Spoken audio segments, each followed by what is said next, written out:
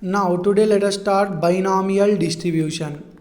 Binomial distribution. So what is the formula for binomial distribution is P of x equal to x, and NCX can be written as P of x equal to x can be written as NCX into P raised to power x into Q raised to power n minus x.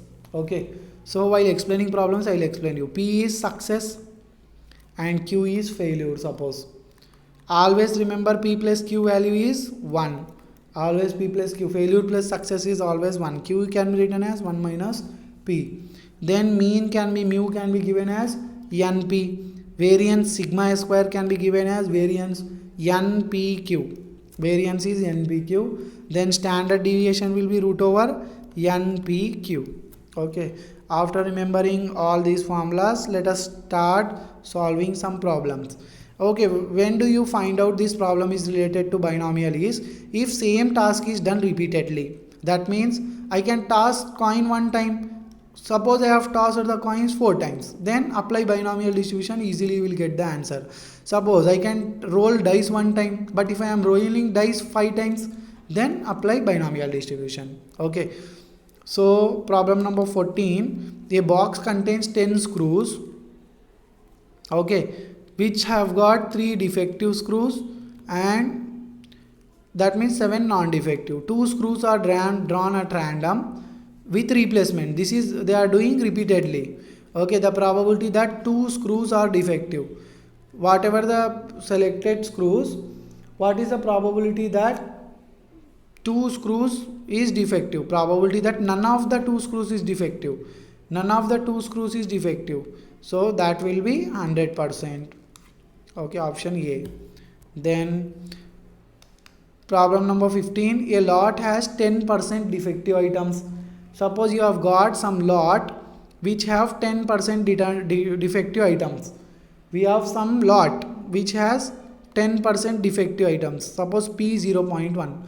Then 10 items are chosen randomly for this from this lot. How many items you have chosen? 10 items.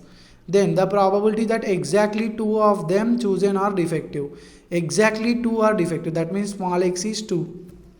So probability of x equal to 2 can be written as NCX P raised to power x Q raised to power n minus x. If you know P, what is value of Q? Q is 0.9. P plus Q is 1, so 0.9. N is how much? 10 CX.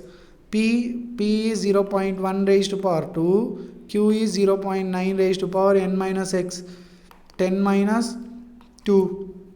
So 0.1937 is the correct answer for the given problem. Option number B is correct. Then let us solve one more problem. Problem number 16. A coin is tossed 4 times. That means n is equal to 4. What is the probability that of getting heads exactly 3 times? P of x equal to 3. Then tell me, if we toss the coin, what is the probability of getting head? 1 by 2. What is the probability of getting tail? 1 by 2. So P is 1 by 2 and Q is also 1 by 2. So NCX 4CX P raised to power x 1 by 2 raised to power 3 P raised to power n minus x 4 minus 3. 4 minus 3. Okay, then we will get 1 by 4. Option A is correct for the given problem. Then let us solve problem number 17.